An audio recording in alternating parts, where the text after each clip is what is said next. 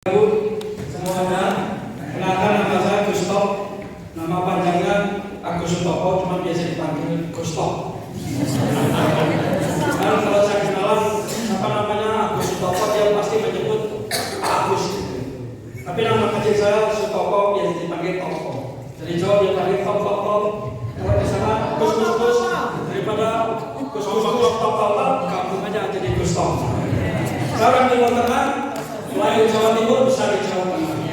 Jadi 86 saya kasih ikut tua kuliah di STT Penanggal Lawang. Jadi saya orang di Kota Penanggal. Tapi tahun 88 putus saya semester 6. Ya semester 6 itu ada KKN di desa kakak saya di Madiun. Tapi naik ke Gunung Lawu ya, itu di daerah Kecamatan Mulu, Desa Kresek, tempat wisata yang ada PKI. Itu ada kakak saya pendeta Yunus Santoso dan anaknya pendeta Samuel. Jadi saya terpanggil di sana. Panggilan saya kenapa dipanggil Gusto? Karena saya ada sedikit hubungan dengan Gus Dur. Mau tahu hubungan saya dengan Gus Dur? Yang pertama hubungan saya dengan Gus Dur ini betul-betul ya. Dia dulu mantan presiden saya. Nggak percaya periksa KTP saya Indonesia asli ya. Yang kedua, kami kata laki-laki Jawa Timur yang menikah di punya anak. Alasan ketiga nanti saya cari-cari. Saya menghabiskan waktu 40 tahun keluar masuk daerah di 27 provinsi yang ada di Indonesia, menjangkau animisme tahun 88 saya masuk di pedalaman Sulawesi Tengah, suku Wana, suku yang tidak mengenal Tuhan, dan saya harus jalan kaki 2 hari 2 malam baru ketemu pemukiman mereka di gunung-gunung. Dan kemudian jalan perjalanannya saya terpanggil di Kecamatan Muslim. 15 tahun saya menangani penjangkauan Lampung sampai Sumatera Barat dengan 200 rute yang saya pimpin untuk menjangkau suku-suku yang belum dikenal ini. Di masa tua saya, karena saya membuka pos-pos PI dan saya serahkan ke gereja-gereja. Di masa tua saya ditata oleh mentor saya. Bagaimana dengan pengalaman berjejaring, pengalaman misi, pengalaman penginjilan. Nanti sebelum dipakai Tuhan mencetak 1000 perintis jemaat, dan saya terima tantangan itu. Hari ini kami buka training perintisan jemaat dengan visi menanam 1000 jemaat di 1000 desa yang belum pernah ada gereja. Jadi sasarannya memang betul-betul tempat yang belum ada gereja. Kenapa? Karena rasa-rasanya tidak adil. Di satu ruangan orang punya kesempatan dengan nama Yesus puluhan, ratusan, ribuan kali. Hidupnya gitu-gitu aja. Tapi di suatu tempat satu kali pun belum pernah tahu siapa itu Yesus. Kok rasa-rasanya nggak adil? Mereka lebih tahu Supermi daripada nama Yesus. Padahal setiap orang terkonek dengan Yesus. Karena tahun yang kita pakai adalah tahun Masehi. Tahun Masehi menurut Kamus Besar Bahasa Indonesia itu tahun yang diawali dengan kelahiran Yesus. Lihat di Kamus Besar Bahasa Indonesia. Artinya orang yang paling sial terlahir di muka bumi. Di batu tulisannya ditulis pernah lahir tahun tanggal bulan sekian, meninggal sejak lahir dan meninggal. Padahal tahun satunya dari Masehi itu terkonek dengan kelahiran Yesus. Mereka nggak pernah tahu siapa itu Yesus.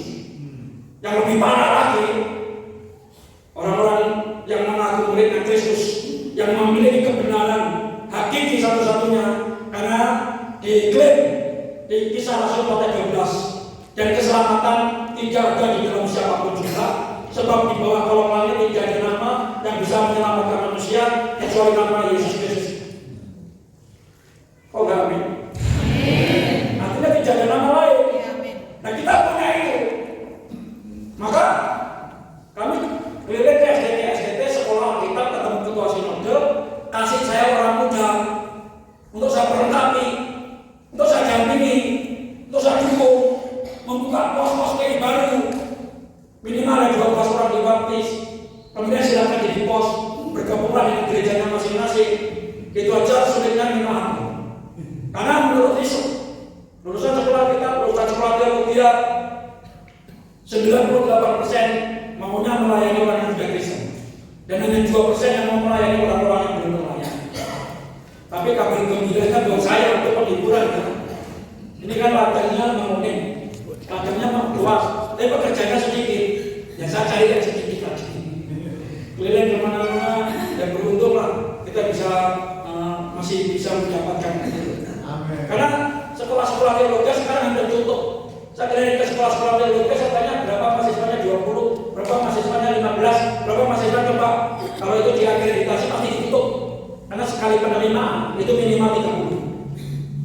Kalau itu sudah ada semester 7, itu harus di atas 100 itu mahasiswanya. Memang kalau saya tanya berapa mahasiswanya 70, berapa prodi, program studi 2, PHK sama teologi. Berapa PHK-nya? 50, teologi hanya 20, bayangin. Semester 1 sampai semester 8 memang 20. Orang sudah mulai gak tertarik lagi. Nah, oleh sebab itu sama aja kita mengembalikan detak jantung Tuhan dalam pelayanan kita. Kita perjanjian lama dan perjanjian baru, betul? Betul? Siapa yang sampai hari ini masih membaca kitab setiap hari? Berangkat. Siapa yang membaca kitab secara berurutan? Angkat tangan.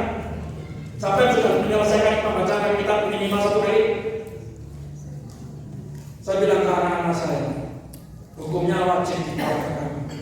Pagi-pagi bangun, aku mau membangunkan fajar, dan kemudian membaca. 1 tahun setengah kami bersama-sama dengan anak itu menyelesaikan pembacaan.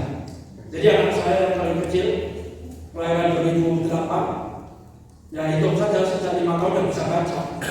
Nah, sekarang umurnya 17-12 tahun, itu paling tidak 7 kali selesai. Kakaknya kelahiran 2002, ya di atas 10 kali. Mereka pernah nanya, Pak, kita yang setiap pagi kok baca kita apa nggak bosan-bosan? Aku mau tanya sama kamu, pernah nggak kamu bosan makan? Enggak, sehari berapa kali? 3 kali.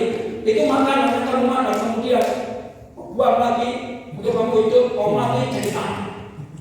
Tapi firman yang kau baca ini, itu akan menuntun hidupmu berjalan dalam kegelapan dunia ini. Karena firmanmu berita bagi kaki dan terang bagi jalan. Firmanmu itu, firman Tuhan itu roti kehidupan, air kehidupan, terang dunia. Firman itu bagaikan air. Saat kita kotor, dia membersihkan hidup kita. Saat kita capek, dia membuat kita fresh. Saat kita dahaga, firman Tuhan membuat hilang dahaga kita. Kalau Yesus itu firman yang menjadi daging, beruntung murid-murid bisa berkomunikasi dengan firman yang menjadi daging. Bisa jalan bersama-sama dengan firman yang menjadi daging. Tetapi otoritas kerajaan dari Bapa ke Yesus, Yesus ke Roh Kudus lewat peristiwa Pentakosta yang dipakai nama gereja ini, gereja utusan Pentakosta. Ya, saya mau kasih tahu, jangan ngaku orang Pentakosta ya. Kalau tadi dipenuhi Roh Kudus dan berani memberitakan Injil. Kenapa? Karena peristiwa Loteng Yerusalem itu suka orang berdebat. Manifestasinya seperti apa? Ada getah-getah, ada kuasa roh, ada macam-macam. Saya tidak mempermasalahkan itu. Tapi ada satu yang tidak boleh tidak ada. Kalau orang mengaku dipenuhi Roh Kudus dan disentuh oleh api Pentakosta, keberaniannya memberitakan Injil. Murid-murid dari penakut pada waktu mengalami pengalaman Loteng Yerusalem, mereka sudah tak hitung-hitung. Kita tidak akan melihat. Kenapa? Ini detak jantung Tuhan ini. Kalau jantungnya sudah tidak berdetak, itu pingsan. Harus ada nafas buatan atau ada alat pemicu jantung, pemicu jantung. Ditekan sini, tekan sini, supaya tidak semaput. Kalau semaput, dia masih hidup, tapi nggak berfungsi, nggak bisa apa-apa. Hidup sih hidup, tapi fungsinya nggak ada, namanya juga semaput. Kalau di alam itu, jantungnya masih bergerak-gerak gini, tapi dia terkapar, nggak bisa berbuat apa-apa. Di perjanjian lama, dunianya masih belum ada di sini. Maka Allah menciptakan dari pertama, kedua, ketiga, keempat, kelima, sampai keenam itu semuanya baik. Dan dia membutuhkan mitra untuk mengelola bumi. Dan kemudian dia membuat membuat manusia tidak bisa apa-apa, bahannya jadi jemput tanah. Ini nggak bisa apa-apa, punya mulut nggak bisa ngomong, punya kaki nggak bisa jalan, punya tangan nggak berfungsi, punya pikiran nggak berfungsi semuanya, punya hati juga nggak berfungsi. Tapi ini manusia yang didesain ini punya fungsi, menjadi mitranya Tuhan. Saat dihembuskan, nafas harus masuk, jantungnya berdenyut, mulai mulailah berfungsi, dan manusia ini menjadi mitranya Tuhan, diminta untuk mengelola bumi. Tapi manusia itu didesain, pada waktu didesain, ini didesain imago Dei, serupa dengan gambar Allah. Karakternya semuanya serupa dengan gambar Allah. Tapi gambar itu sudah rusak. Bayangkan, pada waktu manusia masih serupa dengan gambar Allah, semua yang ada di muka bumi takut sama dia, tunduk sama dia, nurut sama dia. Tapi begitu manusia dalam dosa, singa yang tidak bisa dilihat jimatnya. Oh, jangan main-main. Sebenarnya bisa dilihat, jangan main-main, tendang seperti itu. Kenapa kemuliaan Allah sudah meninggalkan manusia? Karena jatuh dalam dosa. Dosa yang memisahkan manusia. Ya. Saya kalau nyanyi memaksakan diri. Saya lebih banyak orang bertobat kalau saya menyanyi daripada saya bertobat. Jadi kalau saya menyanyi, semua orang akan mengangkat tangan tobat. Orang itu juga bisa nyanyi kok maksa nyanyi. Jadi lebih banyak pertobatan masal saat saya menyanyi daripada saya bertobat. Manusia nggak bisa apa-apa. Begitu diberi kuasa, dihembuskan nafas. Tapi kemudian manusia hamartia, meleset dari desain awalnya Tuhan. Kemudian zamannya Nabi Nuh, manusia diinstal ulang. Ya, habisin semuanya, disisain satu keluarga. Awalnya baik-baik saja, tapi kemudian melenceng lagi. Baru turun dari kapal saja melenceng. Padahal Nuh dikenal dekat sama Tuhan. Dan akhirnya manusia bertambah banyak, muncul nabi-nabi, muncul nabi-nabi, muncul raja-raja untuk mengingatkan orang-orang untuk berbalik kepada Tuhan. Hasilnya manusia semakin banyak. Kemudian kita akan masuk di perjanjian baru. Di perjanjian baru itu linier dengan kita perjanjian yang pertama. Manusia, Roma pasal 6, Roma pasal 3 ayat 23, karena semua orang telah berbuat dosa dan telah kehilangan apa? Kemuliaan Allah. Sama manusia yang didesain hanya kemuliaan Allah sudah meninggalkan. Dan upahnya apa? Kalau orang hidup dalam dosa, Roma pasal 6 ayat 23, apa dosa? Semua orang akan binasa. Tapi Tuhan mau menyelamatkannya. Tuhan setingkat 16. Apa bunyinya? Karena begitu besar kasih Allah kan dunia, dia memutus siapa? Anak-anak yang tunggal. Untuk apa?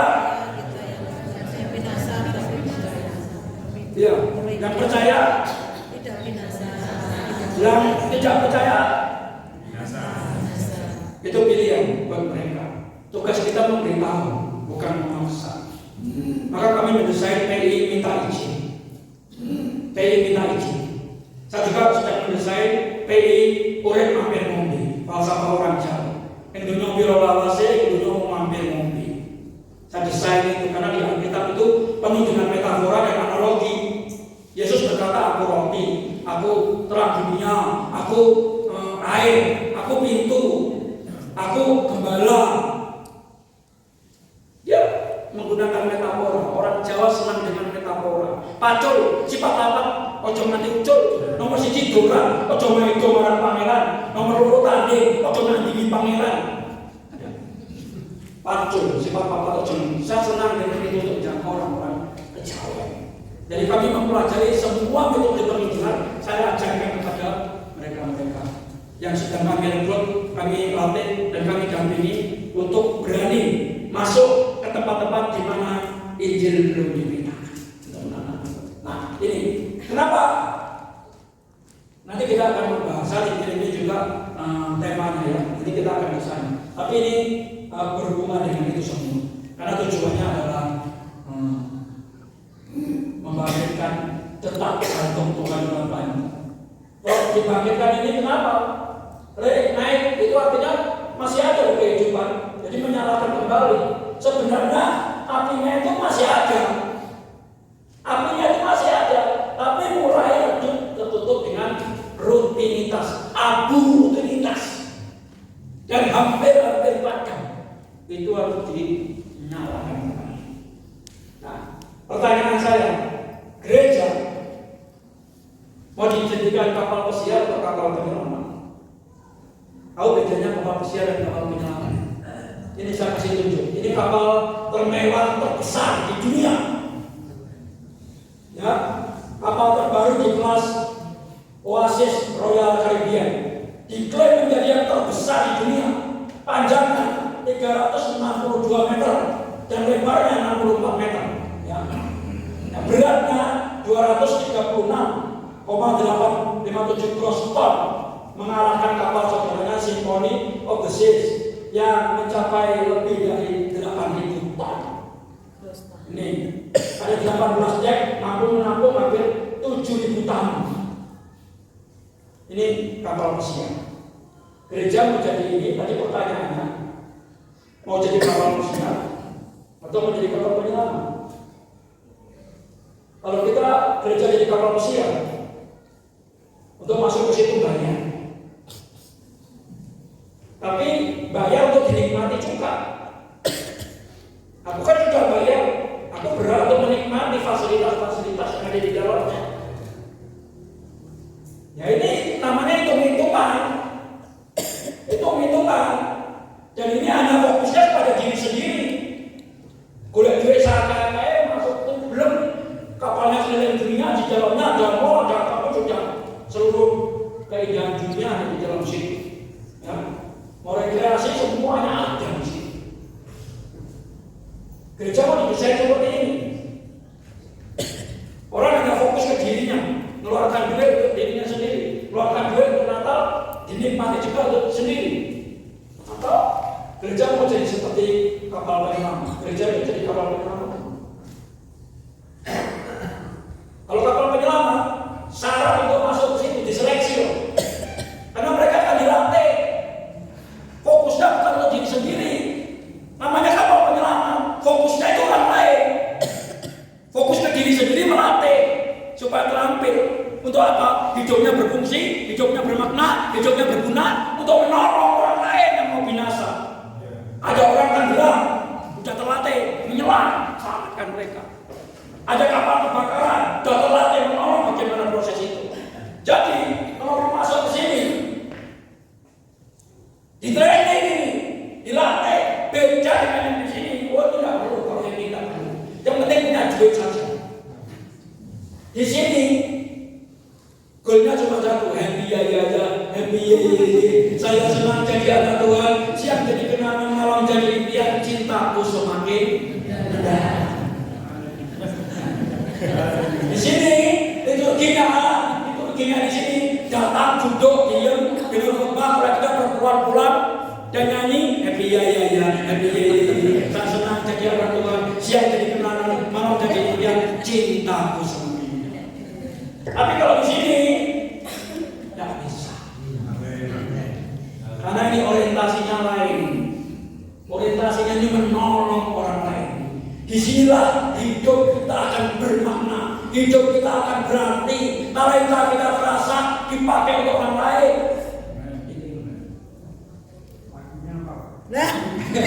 Kapalku miring. Kapalku miring, ombaknya besar. Gelombang yang sangat tinggi menerpa kapalku. Kapalku miring habis jayaku. Segera kupanggil Yesus menjadi kapten. Di keluarga kami tidak ada satupun yang percaya dalam sejarahnya. Jadi bapak saya begitu menjadi percaya. Bapak saya ketua Syarikat Guru Provinsi Sumatera Selatan. Dan juga mandor di Sarpek yang sekarang namanya Jendro Namina. Apa yang dia lakukan? Dia cari kebenaran. Satu orang pun tidak ada cerita. Temannya orang Belanda, temannya orang Amerika Kristen, tetangganya orang itu, tidak ada satu pun yang cerita. Ada kepastian di sana. Sampai kemudian dia balik tahun 66 dia balik ke Jawa Timur. Bapak saya orang Jawa Timur, ibu saya orang Pagaruan, Sumatera Selatan. Balik ke Jawa Timur, dipikir Jawa Timur lebih aman. Tahun 66 lebih ngeri dari Palembang. 3 bulan kemudian saya lahir, makanya nama saya Gestapo. Nama saya Agus, saya tidak lahir Agustus. Nama saya Agus karena peristiwa Gestapo. G13 PKI. Gestapo menjadi Agustapo, bapaknya orang Jawa, suka nama Soekarno, Sutopo, Sudirman. Saya punya nama Sutopo. Nama saya satu marga dengan pendiri gereja benar-benar Pendeta Kirsten Sutopo. Nah, kembali ke sini. Nah, kalau ke sini, maka di perjanjian baru Yesus menyiapkan ini, menyiapkan orang-orang yang akan menjadi terlibat dalam kapal penyelamat ini. Dia panggil murid-muridnya, kita akan lihat nanti satu persatu murid-murid yang akan dilakukan. Diperlengkapi, semua ilmu sudah diajarkan, teori praktek sudah diajarkan, tapi mereka belum bisa. Bayar ini 3,5 tahun dilatih. Petrus yang jumawa, kalau teman-temanku meninggalkan kau, aku tidak akan meninggalkan kau. Ketemu anak kecil, aku nggak kenal. Lek, sampai dia boleh lo kerja mau Jawa Timur, kau jual dia pusing lagi di buku itu, Lek. Aku orang kenal, Lek. Aku orang kenal. Ketemu lagi, Pak. Dari mana, Pak? Tulang kalau nggak salah lukanya ini kayak orang. Aku pernah lihat tulang jalan-jalan sama orang yang sedang digabung ini. Nggak kenal. Bayangin baru saja ngomong kalau teman-teman pun meninggalkan Tuhan. Aku tidak akan pernah meninggalkan. Ketemu anak kecil, bilang aku nggak kenal. 3,5 tahun. Kapan mereka mulai eklesia yang dipersiapkan menjadi tim penyelamat 12 orang yang didesain untuk tim penyelamat dunia membawa tongkat estafet. Apa yang terjadi? Kejadian di kitab Kejadian terjadi. Mereka nggak bisa apa. Sampai terjadi pengalaman loteng Yerusalem. Diapakan? Terjadi apa di loteng Yerusalem? Mereka dijamah api Pentakosta. Eklesia yang didesain ini, gereja yang didesain untuk menyelamatkan dunia ini nggak bisa apa-apa tanpa Roh Kudus. Kalau Pentakosta diselamatkan di gereja, Bapak Ibu Saudara, api Pentakosta itu harus terus menyala. Api Pentakosta ku biarkan menyala. Api Pentakosta ku biarkan menyala dalamku. Harus ada. Murid-murid nggak bisa. Mereka punya mulut nggak berani, tangan nggak berani, kaki nggak berani, nggak fungsi. Begitu Roh Kudus dicurahkan, baru berfungsi. Sekali khotbah mulutnya 3.000 orang bertobat, ketemu orang sakit, bangkit dan berdirilah dalam nama Yesus. Bangkit dan berdirilah. Terus ketemu orang yang baik di halaman, Mas Perak ada padaku, tapi yang ada padaku kuberikan kepadamu.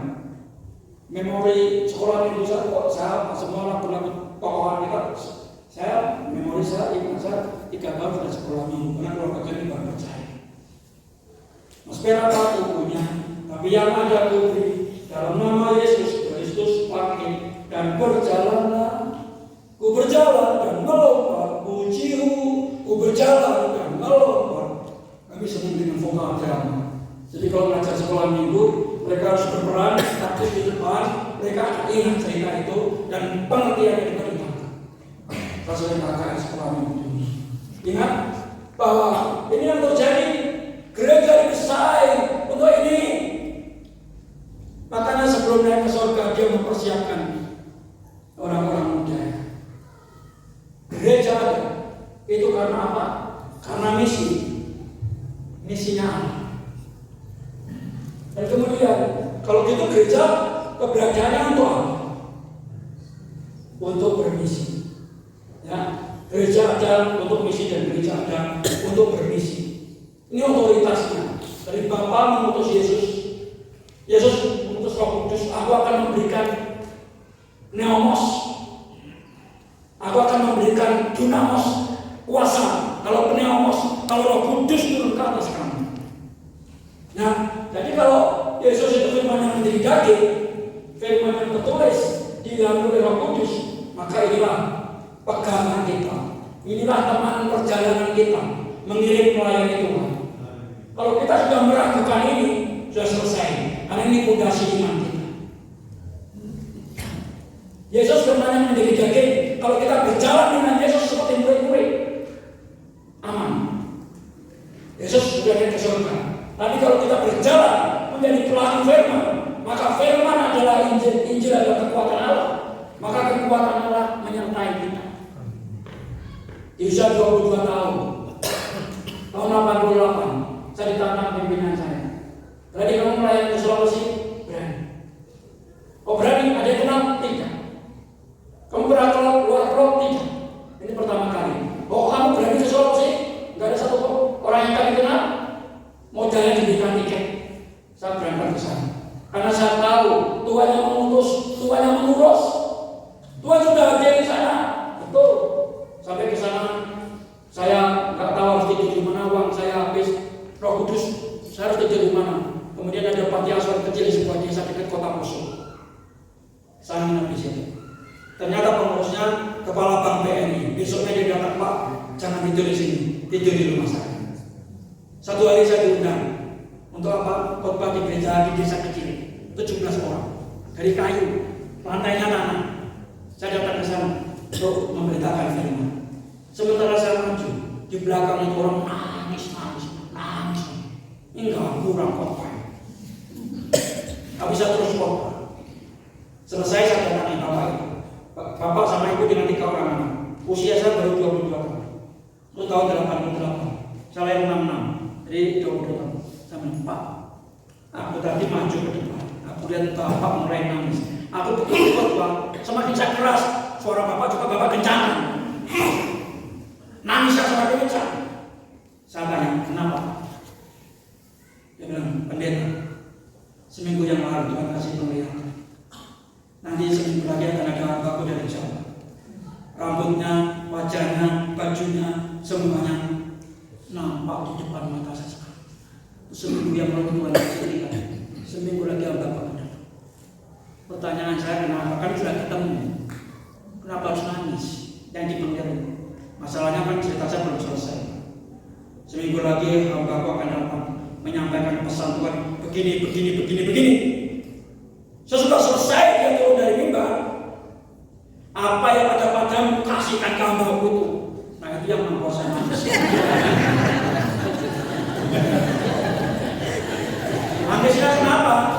Dan nangisnya antara mentaati Tuhan atau gimana? Terus apa yang Bapak lakukan? Karena ini semuanya nyata. Saya mau kasih. Dia bawa sertifikat kebun coklat yang sudah berbuah. Plus rumah panggungnya, rumah panggung dari kayu. Cukup di bawah ada 1 kamar, di atas ada 2 kamar. Dia kasih dan dia ngomong, izinkan saya jadi murid Bapak. Dia sudah tua. Saya melihat banyak penyertaan Tuhan. Tuhan yang mengutus, Tuhan yang mengurus.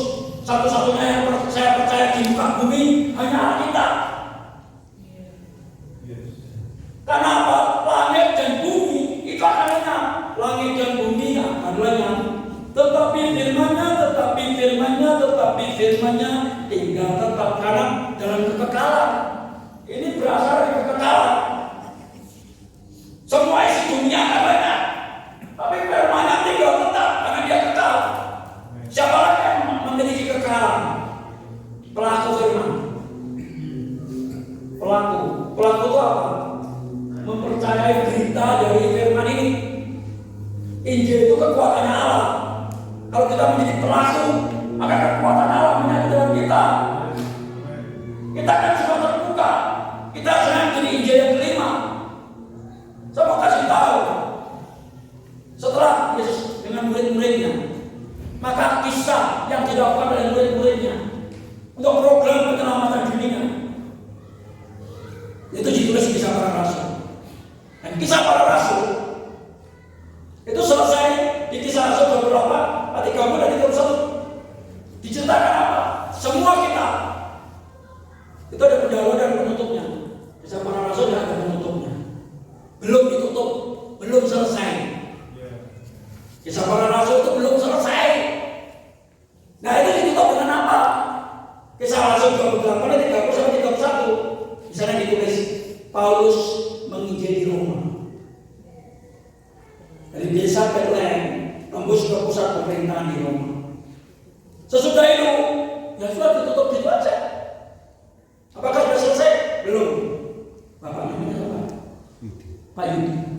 Karena sesudah kisah para rasul, Bapak lahir bulan berapa tahun? 2 Juni 74. Nah, 12 Juni 74. Oke.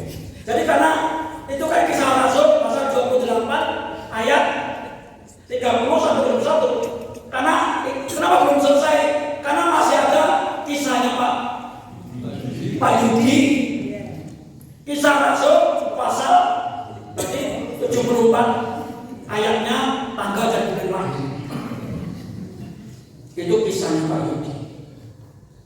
Mungkin kisahnya akan terjadi jatuh bangun kayak si Petrus, kayak Paulus tadinya menyiksa tapi ketemu Tuhan terus kasih hidup buat Tuhan. Mungkin kisahnya seperti itu di kisah para rasul. Tetapi ada kisah yang dicatat tentang Pak Yudi yang belum selesai, masih koma kan? Maksudnya masih berlanjut ceritanya. Maksudnya bukan koma banyak, masih berlanjut. Kejut. Kisahnya Pak Yudi dengan Tuhan dengan Roh Kudus itu kan masih jalan, Pak. Dan itu akan meninggalkan jejak-jejak kekekalan. Atau jejak-jejak membuat nama Tuhan tidak dimuliakan. Atau membuat jejak-jejak kekekalan. Kalau jejak-jejak kekekalan ini kekal. Yang percaya juga mendapatkan kekekalan. Maka kabar gembira buat orang di luar sana bukan sakit disembuhkan, bukan mati dibangkitkan. Sakit disembuhkan, sakit lagi terus mati. Mati dibangkitkan kemudian mati lagi. Kalau di luar Tuhan binasa selama-lamanya. Tapi bukan berarti kita tidak boleh mendoakan orang sakit. Maksud saya bukan begitu. Maksud saya orang menerima Yesus itu mujizat terbesar dalam hidupnya dia. Kenapa? Karena dibawa kepada kekekalan. Dibawa kepada kekekalan. Langit dan bumi karena firman-Nya tinggal tetap. Dan pelaku-pelaku firman yang dicangkokkan ini mendapatkan kekekalan. Bagaimana bisa kita mengirim melayani Tuhan tidak mengenal? Bagaimana kita bisa mengenal Yesus? Bagaimana kita bisa mengenal Tuhan kalau kita tidak memahami firman yang ditinggalkan Bapa, Yesus, Roh Kudus dan kemudian firman. Firman itu yang kita bawa. Ada Alkitab, ada Alkitab dalam tablet, ada Alkitab yang dibawa. Alkitab dalam handphone, apapun itu. Tapi kalau itu tidak jadi pelaku, itu tidak ada kekuatannya. Begitu kita menjadi pelaku firman, itu dampaknya kasih. Jadi kalau kita memberitakan firman kepada orang lain, suatu hari di surga orang akan nyari Pak Yudi. Terima kasih Pak Yudi. Pak Yudi waktu hujan mampir ke rumah saya. Pak Yudi memberitakan kabar hari itulah saya memutuskan percaya Yesus. Makanya saya mendapatkan kekekalan. Pemuritan tujuannya apa? Tujuannya tidak berarti percaya. Tujuannya surga datang ke bumi. Orang yang kelakuannya masih tidak benar, yang percaya Yesus dimuridkan supaya dia bisa mendapatkan surga ke bumi. Supaya teman-temannya ketemu dia mencicipi. Oh, ini yang warga surga. Nah, bukan warga surga, kelakuannya warga neraka. Pemuritan tujuannya hidup kita muncul buah roh. Buah roh bukan itu diperjualbelikan di pasar. Buah roh itu perjumpaan manusia lama dengan Roh Kudus dan berubahkan menjadi manusia baru. Dan buah roh itu membuat orang dunia ingin dekat sama kita. Karena buahnya itu nikmat sekali. Buah roh itu. Karena tidak dijual oleh dunia. Karena ini produk perjumpaan manusia dengan Roh Kudus. Manusia ketemu dengan firman Roh Kudus. Maka dari hidupnya muncul buah roh. Kalau muncul buah roh, orang akan mau dekat-dekat sama kita. Ingin tanya, sama-sama nggak panen kalau itu petani, tapi ada sukacita sekali. Karena Yesus ini sebelum kita ke surga, izinkan di rumah kita, tempat pekerjaan kita, ada surga dan ada kebun. Datanglah kerajaanmu di bumi seperti di surga. Saya mau cerita, anak saya paling kecil, dia lagi ujian sertifikasi. Dia jurusan SMK Desain Komunikasi Visual. Dia SMK Telkom Salatiga. Kemarin dia setting untuk sertifikasi, dia membuat iklan dari sebuah produk teman saya punya perusahaan. Jadi dia shooting dan segala macam, ada temannya bantu. Ini saya tanya, tadi yang bantu kamu siapa? Oh, itu Ronald. Rumahnya di mana? Di belakang Pasar Raya Salatiga. Bukan karena tempatnya preman, betul. Semua orang disebut tato lagi. Dia tuh waktu kelas 1 nakalnya minta ampun. Preman itu dia berani, tidak ada satu pun yang ditakuti sama dia, berani. Tapi di kelas 2 dia nemui saya, Bill. Nama anak saya Billy Graham. Jadi saya begini mentornya Billy Graham. Ingat ya, ingat wajah saya ya. Saya ini mentornya Billy Graham. Tapi Billy Graham anak saya. Bill. Oh ya, itu kenapa? Dia nemui saya, Pak. Ngomong apa? Bill, hidupmu kok lain dari yang lain. Kamu berprestasi di sekolah dan seluruh murid ada 13 kelas, tapi desain komunikasi visual itu ada 4 kelas. Kau selalu ranking 1, kau disalami guru, semua nilaimu bagus semua. Kamu jual. Kamu nggak aneh-aneh hidupmu. Aku mau belajar sama kamu. Sampai satu hari dia ngomong sama gini, kalau kamu ingin berintis usaha, angkat aku jadi manajer. Dia bilang, kenapa? Karena dia ingin dekat terus sama si Billy ini supaya hidupnya terjaga dan berubah. Dia anak saya yang kecil sangat visioner. Karena saya yang pertama pelayan di Toraja, buka sekolah musik. Yang kedua, yang pertama Joseph Adi Sutopo, itu markanya. Kemudian yang kedua Angelia Adi Sutopo, ada Adi dan Sutopo. Yang ketiga Billy Graham Adi Sutopo. Adi itu Agus Dewi. Munculnya dia karena ada Agus dan ada Dewi. Sutopo itu markanya. Ya. Makanya semua anak saya Joseph Adi Sutopo, Angelia Adi Sutopo, Billy Graham Adi Sutopo. Jadi Billy Graham. Dan itu dia bisa. Sejak kelas 2 dia sudah punya penghasilan. Dalam 1 bulan dia bisa mendapatkan 450.000 subscriber dalam waktu 1 bulan. Dia karena akun, dia main di TikTok, dia menerima pesanan dari luar negeri untuk bikin game. Dan sekarang dia buka toko game. Ini bulan 5 akan lulus. Kakaknya bilang, Bill, nanti bulan 5 lulus ikut kakak ya, kuliah di Jerman, ambil kerja. Buat apa? Aku jauh-jauh. Abang ke Toraja, kakak ke Jerman. Sampai jaga papa mama. Saya mau di rumah. Tapi ingat kakak, berkat saya tidak akan kalah dengan kakak yang ada di Jerman. Karena teman-temannya di grupnya dia, itu orang-orang. Ada yang sebulan sudah dapat 20 juta, 80 juta. Dia tanya, Pak, untuk jadi miliarder supaya bisa mendukung pelayanan. Itu penghasilan berapa minimal sebulan? 84. Bagi aja 1M dibagi 12, kenanya 84 juta kalikan 12 ketemunya 1M. Mau berarti sedikit ya Pak. Kalau 100 ya 1,2M 1 tahun. Dia sangat visioner. Aku mau di rumah, tapi penghasilanku lebih besar daripada kakak yang ada di sini. Karena aku akan dukung. Papa akan keliling Indonesia, bikin seminar, bikin KKR, membangkitkan naik gereja-gereja untuk Indonesia. Bayangkan, Injil sudah masuk ke bumi Indonesia. Itu abad ke-6. Nestorian masuk ke daerah Barus hari ini kekristenan 8% Protestan, 2% Katolik. Kami baru melakukan riset dalam riset center Jawa Tengah mengalami kekristenan menurun, tapi juara satunya DIY 0,03% kekristenan menurun. Sekolah-sekolah kita nggak bisa yang orang-orang aneh. Kenapa? Saya ketemu orang-orang aneh melayani Tuhan tapi melakukan hati.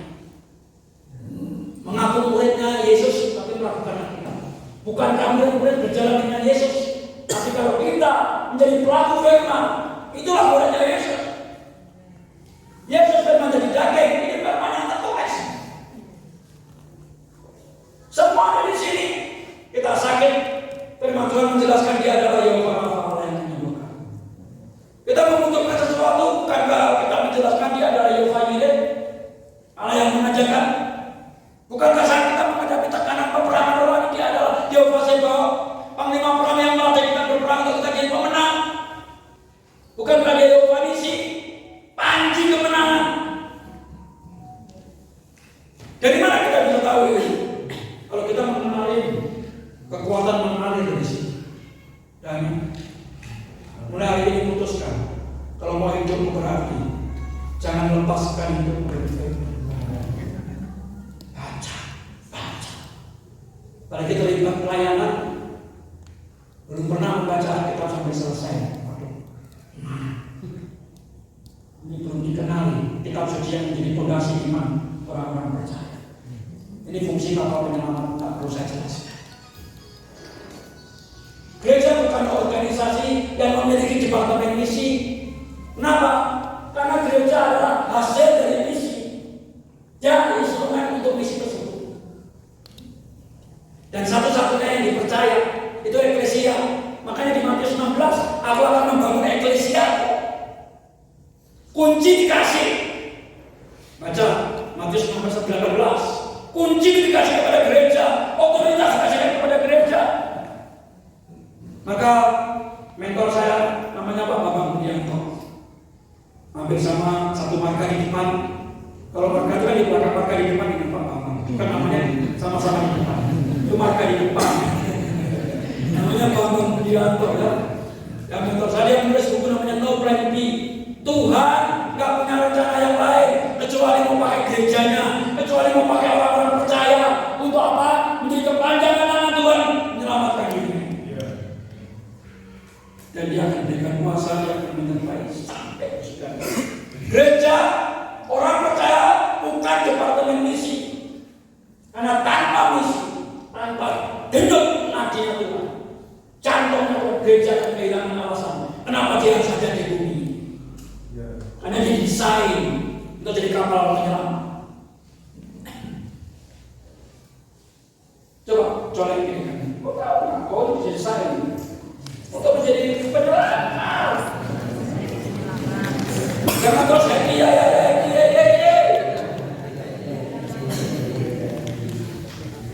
Gereja tidak diciptakan untuk dirinya seperti kapal pesiar diciptakan untuk dirinya sendiri. Tapi kalau kapal penyelamat, semua yang masuk ke sana di-training, dilatih. Tadi saya mendengar dari luar itu. Semua sedang diperlengkapi. Berarti semua yang ada di sini masuk kapal penyelamat. Sudah naik levelnya.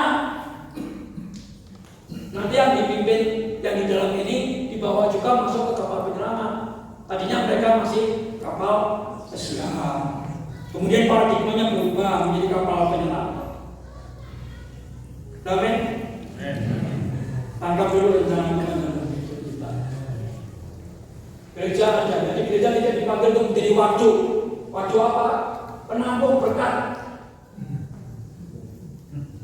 Waduk itu yang menampung saja. Gereja tidak didesain menjadi penampung berkat. Maksudnya ya diterima berkat, tapi juga menjadi sungai saluran berkat. Dari waduk tadi disalurkan ke sawah-sawah, perumahannya hidup jadi berkat. Gereja didesain untuk jadi berkat. Yang pagi saya ingin anak-anak jadikan berkat bagi semua orang, di sekolah, di rumah, dan di mana saja. Bagaikan lilin dan menerangi dengan jadikan berkat. Gereja didesain untuk jadi berkat, membawa kabar bersama. Pertanyaannya, kalau gereja tidak bermisi, detak jantung mati. Gereja tidak bermisi, detak jantung mati, menunggu waktu untuk mati, karena dia sedang koma, pingsan. Kenapa? Lampu ini didesain untuk apa? Jadi saya diskusi sama Bu kemarin. Kalau gereja, orang percaya tidak menangkap tujuan Tuhan, tinggal tunggu tanggal main saja. Lampu itu dibuat untuk menerangi kegelapan, bukan untuk menerangi dirinya sendiri. Kapal pesiar itu untuk siapa? Dirinya sendiri. Kapal penyelamat untuk apa? Orang yang di sana pasti punya visi. Visinya apa? Aku bergabung di kapal pasukan penyelamat. Ini waktu saya tugas dulu. Sama nanti mas. Kalau sudah maju, sekarang saya dibantu AI. Saya setiap pagi bikin teman-teman seperti ini. Tapi ada yang kayak mundur bukan pilihan bagi prajurit Kristus. Kita akan berhenti sejenak untuk berdoa, lalu maju lagi. Amin. Kalau kita menjadi aktivis, menjadi pelayan Tuhan, tidak ada alasan untuk mundur. Seperti orang naik sepeda, berhenti ya rogo, tayo sampai ke tujuan, tayo terus, bergerak terus.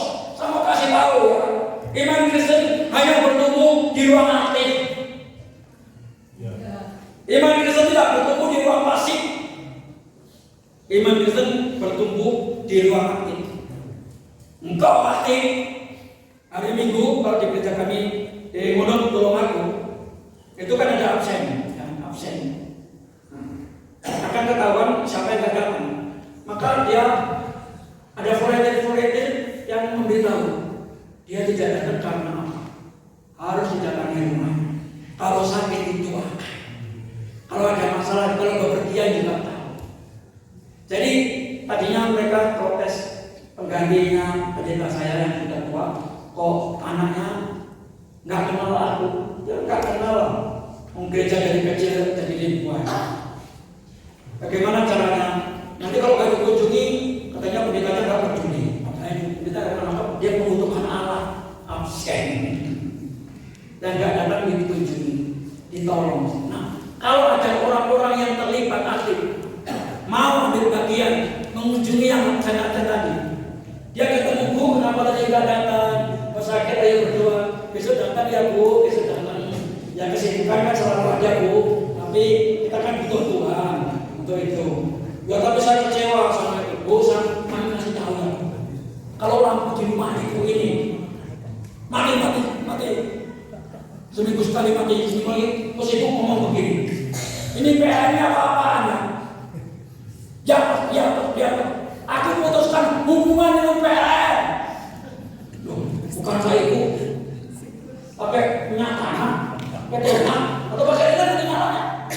Bu, saya kasih tahu, ibu memutuskan hubungan dengan PLN.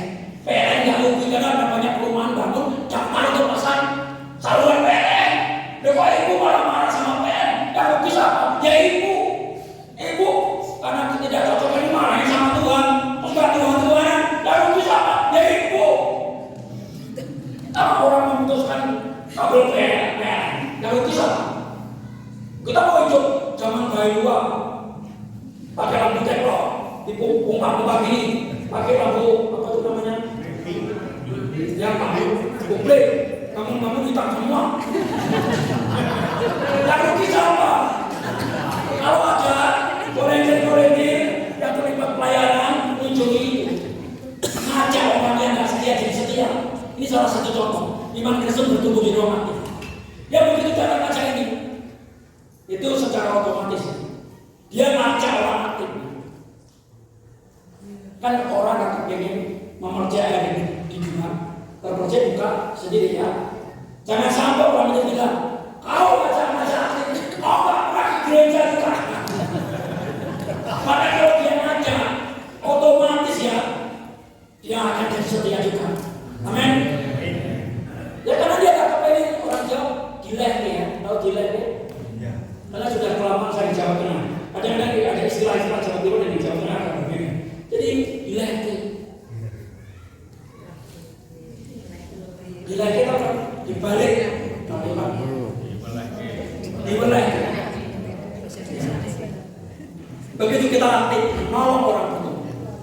Kalau ada yang berani menginjil, memperkenalkan Yesus kepada orang yang belum percaya, maka saya jamin pengenalan akan Yesus itu meningkat. Kalau di gereja kita masih jago kanan, karena semua saling tahu. Tapi begitu berani menceritakan Yesus kepada orang lain, maka akan muncul banyak pertanyaan yang ada di benaknya dia, bukan di benaknya orang lain. Di benaknya dia. Maka kalau kita tidak tahu, maka setiap orang posisinya harus di tengah-tengah. Posisi setiap kita harus di tengah-tengah. Kenapa? Kita harus punya mentor, kakak rohani, bapak rohani, yang kita. Kalau menghadapi masa-masa sulit, kita diskusi sama mereka. Tetapi kita harus punya menti, orang yang kita mentori, orang yang kita bimbing, karena di sinilah kita akan bertumbuh. Tapi kalau orang pasif, tidak usah mimpi bertumbuh. Orang yang datang duduk dia dengan berpulang-pulang itu sulit untuk bertumbuh, karena nggak ada yang menuntut dia. Aku mau datang atau enggak itu kan nggak ada yang tahu. Tapi kalau kita menjadi aktivis, mulai aktif, mulai terlibat pelayanan, itu disoroti orang. Tapi itulah tanggung jawab yang membuat kita bertumbuh di dalam pengenalan akan Tuhan. Begitu kita memberitakan Injil, ada persoalan-persoalan yang kita bisa jawab. Itulah kelas yang betul-betul asli. Nanti kita ketemu lagi ya, ketemu kakak rohani, bapak rohani, Pak Yakub, sudah tentang Tuhan Yesus. Dia mengajukan banyak pertanyaan. Suatu hari saya kirim mahasiswa ke daerah Jember, ya, ke Muncak, ke Jember. Dia bilang, Pak, aku ketemu orang-orang Madura karena masih muda, nggak dianggap. Loh, yang dianggap orang Madura itu apa? Orang yang punya pendidikan dan punya duit. Itu suaranya pendidikan. Nah, saya mahasiswa sejak belajar, tapi saya nggak punya duit. Saya bilang, omongannya siapa kan enggak? Orang Madura itu lebih tahu Al-Quran daripada sekolah, lebih tahu baca Al-Quran daripada bahasa Indonesia. Kasih tahu mereka, saya mahasiswa. Kamu pernah di TK berapa lama? 2 tahun. Pak, jumlahkan SD berapa? 2 tahun, ditambah 6. TKB kan 2 tahun. Tambah SD 6, dari 8. Tambah SMP 11, tambah SMA 14. Karena kamu sudah kuliah. Berapa lama kamu sudah kuliah? Berapa tahun kamu sekolah? Kamu kasih tahu. Pak, saya mahasiswa. Mahasiswa itu siswa yang tertinggi. Mahal, karena ada mahasiswa. Terus mereka naik kapal orang Madura. Orang Madura, woi, ada mahasiswa di kapal saya. Woi, ada mahasiswa di kapal saya. Waktu dia ditanya, Pak, mereka nanya, kenapa kamu menyembah Yesus? Kalau kamu menyembah Yesus, karena kelahiran yang ajaib. Nah, Adam lebih ajaib. Adam itu munculnya tidak pakai bapak, tidak pakai ibu, kan lebih ajaib. Yesus tidak pakai bapak, tapi lewat itu. Kalau kau menyembah Yesus, karena dia dipenuhi mujizat, Elia juga menyebut banyak mujizat Elia. Kalau kau menyembah Yesus karena dia berangkat ke surga, bukan hanya Yesus yang berangkat ke surga. Dia bingung, gimana Pak? Dia tanya sama mentornya, kenapa kamu mesti bingung? Karena buku itu beredar di rumah-rumah orang. Kalau ada orang Kristen cerita, kasih tahu, kenapa kamu menyembah Yesus? Kelahiran yang ajaib, hidupnya dipenuhi mujizat, atau karena dia berangkat ke surga? Oh, kau kasih tahu. Tiga-tiganya itu ada dalam Yesus. Tiga-tiganya kelahirannya ajaib, hidupnya penuh mujizat, dia berangkat ke surga. Mereka kan cuma sepotong. Yesus.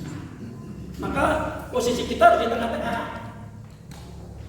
Kita punya mentor di atas kita. Kita punya menti. Jangan sampai ini hilang ya. Kalau ini hilang, kita sulit untuk bertumbuh. Tapi jangan juga tidak punya kakak rohani atau pembina rohani. Dan kalau kita menghadapi kesulitan, waduh. adil sama siapa, ngomong sama siapa. Posisi setiap kita di tengah-tengah. Ada yang kita ajak diskusi di atas kita, maka orang yang mendoakan segala pergumulan kita, tapi kita juga punya untuk bertumbuh, kita punya orang yang kita dampingi. Anak-anak sekolah dampingi yang di mau nggak bisa lesi, kemudian juga aku punya masalah apa di lesi, tetangga mau nggak aku lesi, aku punya masalah apa di didoain, dia melihat kasih yang mengalir lagi. Ada loh pribadi yang sangat mengasihi kamu, Yesus. Dengan mereka ulang tahun, ya beliin bakso. Kemudian ulang tahun, aku baru bisa membeli bakso. Boleh nggak aku doain kamu? Karena di sini kan banyak syarat. Itu untuk menjangkau lingkungan syarat itu, ya itu tadi. Kalau yang pintar matematika, pintar bahasa Inggris, ada anak-anak yang di bawahnya dia, enggak kamu. Kebetulan kakak pintar bahasa Inggris, mau nggak aku lesi bahasa Inggris? Nanti kan ada interaksi, dia akan lihat kasihnya. Ini belum yang berat-berat ya. Ini masih interaksi sesama kenalan dan segala macam. Tapi dia akan lihat kasih. Sampai suatu hari kau punya ruang terbuka memperkenalkan dia. Tidak ada kata mundur. Jadi kita akan mengembalikan detak jantung. Nah, ini Markus yang diberikan kepada saya. Lalu ia berkata kepada mereka, pergilah ke seluruh dunia, beritakanlah Injil kepada segala makhluk. Siapa yang percaya dan dibaptis akan diselamatkan, tetapi siapa yang tidak percaya tinggal dalam hukuman. Tanda-tanda yang menyertai orang percaya, mereka akan mengusir setan pakai namanya Yesus. Karena nama Yesus adalah nama di atas segala nama. Mereka akan berbicara dalam bahasa-bahasa baru. Mereka akan memegang ular sekalipun mereka minum racun. Saya sering diracun. Saya masuk ke dalam penjara.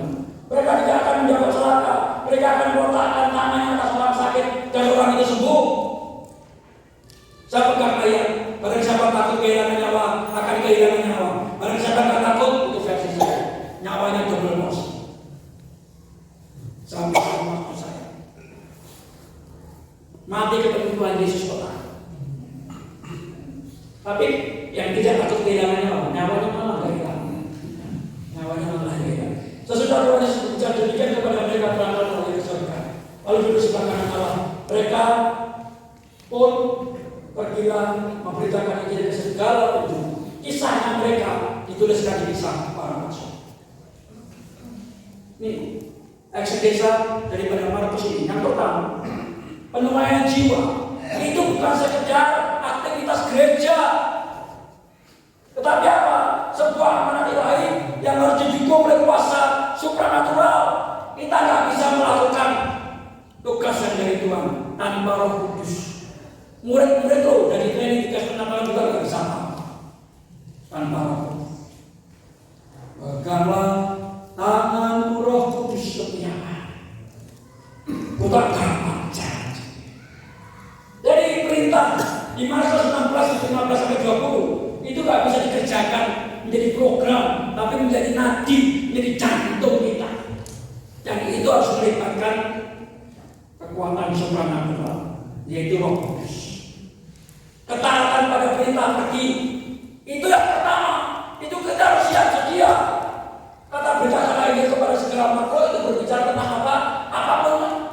Pergi, jadikan semua ya. Semua umur, semua agama, semua suku, semua golongan. Ya, oke. Kita mau istirahat. Berapa menit kita? Dilanjut nanti, Pak. Oh, dilanjut nanti ya. Oke. Kita akan istirahat ya. Kita nanti akan